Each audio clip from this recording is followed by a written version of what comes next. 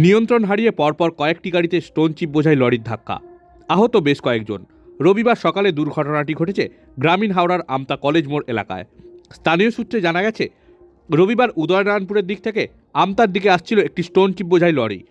আমতার college মোড়ের কাছে লরিটি নিয়ন্ত্রণ হারিয়ে টোটো সহ বেশ কয়েকটি গাড়িতে পরস্পর ধাক্কা মারে। দুর্ঘটনার জেরে টোটো যাত্রী সহ বেশ কয়েকজন আহত হন। খবর পেয়ে ঘটনাস্থলে আসে আমতা থানার পুলিশ। আহতদের উদ্ধার করে চিকিৎসার জন্য হাসপাতালে নিয়ে যাওয়া হয়। এই দুর্ঘটনার জেরে আমতা উদয়নারায়ণপুর রাজ্য সড়কে বেশ কিছুক্ষণ যানজটের সৃষ্টি হয়। লরির ব্রেক ফেলের কারণেই এই দুর্ঘটনা বলে প্রাথমিকভাবে অনুমান করা হচ্ছে।